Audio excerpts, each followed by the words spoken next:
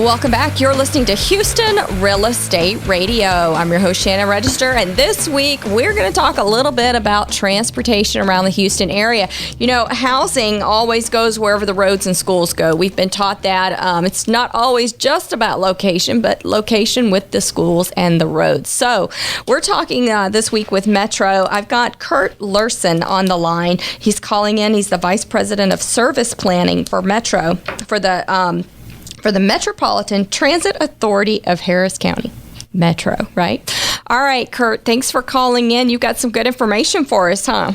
Yeah, it's my pleasure. So you guys did y'all have done some rebranding with Metro recently, is that right? Yes. And why did y'all decide to do that? Sure. We have been in operation 30-plus years, and our transit network largely reflected the way that Houston was set up 30-plus years ago. It was very downtown-centric when all the employment, or the majority of the employment for the region, was really based in downtown. Yeah. And most of our bus network all went downtown. And that was when most people no longer are going downtown. It's still a busy employment center for us, but we now have all these other major employment nodes like the medical center, Greens Point, Uptown, the energy corridor, and our service really didn't make it easy for folks to get to those different places. So we took this opportunity to redo our network, put in more of a grid-type network instead of a downtown-based radial system to serve more people and get them to more places effectively. Well, that sounds like a good project y'all have been working on. So I know a lot of people who live in the suburbs don't take advantage of the Metro system. They don't obviously have light rail that they can use, but you do have other options for people in the suburbs. What are some of the things that y'all have available in the suburbs for people to take advantage of that's Metro? Sure. We have almost 20 or so park and ride locations throughout the region that people can get on express buses and ride our high occupancy vehicle lane network into downtown.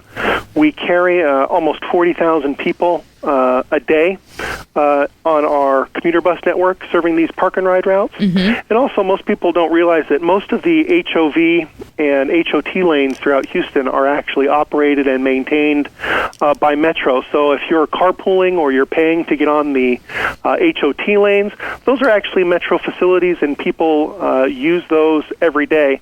In addition to, Metro runs the regional van pool and carpool program. Mm-hmm. So we have many people who take advantage of that, who work at different employers, who might not be focused in downtown, to commute with 6, 8, 10 other folks to reduce their commute costs and stress. All right. So you guys consolidated and are revamping, basically not so much for marketing, but really for logistical purposes. And the marketing kind of went along with it, but it's really logistical to get more people to ride it, right? Yeah, we wanted to not only logistically update the system, but we've looked at how we've branded ourselves, how we communicate our services to the public. So you're seeing all sorts of new information at bus stops, helping people navigate the system and where they go. We've rolled out a number of new technological tools. From online trip planning, we have smartphone applications that can help you plan where to go on our system. We also have our smartphone app, as well as Next Bus texting will allow you to find out when your bus is due at your bus stop, so that you don't have to wait outside longer than you have to. I like that. That's cool. And those have proven to be very popular with the riding public. I like that. So how do you get the texting? You have to text into a number to get it? Yeah, there is on every one of our bus stops, we have a sign that actually has a bus stop ID number for that location. Mm-hmm. And you text that special ID number for that bus stop to a special phone number, and you get back in 5 or 6 seconds. You get the next 3 buses due to that bus stop in real time. And if you're at a transit center, you can just get 1 bus sent to you, or 2 bus routes information if you want sent to you instead of 10 or 12. So it's a really neat application that a lot of people are taking advantage of. So what are y'all's priorities? Is it efficiency for getting people, from location to location? Is it safety? Is it, is it moving high volumes of people quickly? What is y'all's main thing that you try to accomplish every day? Well, I'd say we have really two main goals. It's one is to try and move as many people as possible throughout the system in whatever manner works best. Now, that could be on light rail, that could be on commuter buses, that could be on local buses, that could be on van pool. But we also have a responsibility as a public agency to provide choices for folks who can't drive or can't have no other option for getting where they are. So we provide service in a number of areas. We have our Metrolift service for folks who have mobility issues and can't use our fixed route service or can't drive, that we'll go and pick them up at their home and take them where they need to go. So we have a number of specialized programs to help folks who are in need of a little extra help and can't access the regular services. So it's really a dual focus of our agency. So Uber, is the big rage now. A lot of people are using Uber instead of taxis. Do y'all see any competition with them at all, or is that just completely different than the people that y'all are servicing with light rail and bus systems and the other things that you mentioned? Yeah. The Uber and the Lyfts have their particular market niches. I don't know that I necessarily see them competing with transit. I think they're another option. So many of our issues are around places where we have lots of people, lots of density, lots of jobs, or at a special event, and sending extra Uber cars or extra taxis into a very congested area doesn't necessarily help relieve congestion. Those sorts of places where you have major sporting events are really best served by high-capacity transit, whether that be rail at a baseball game here in downtown or at a Texans game down at NRG Stadium. I think Uber has a niche in that market, but it will never move large numbers of people in a short amount of time while reducing traffic congestion. What is y'all's biggest event? When you see the most traffic on all of your systems, is that the rodeo or what event? It's rodeo time. In March. We've been fortunate that we've actually hosted the NCAA Final Four and the quarterfinals a number of times. Those are usually in March as well. But the rodeo is sort of our peak ridership time of the year when lots of people take that to the rodeo. They just don't want to deal with the traffic hassles or the parking hassles associated with it. So we make it very convenient to park along our rail line or park at our big park and ride at Fannin South, which is only one station away, and get there. And the station at NRG couldn't be any closer to the rodeo.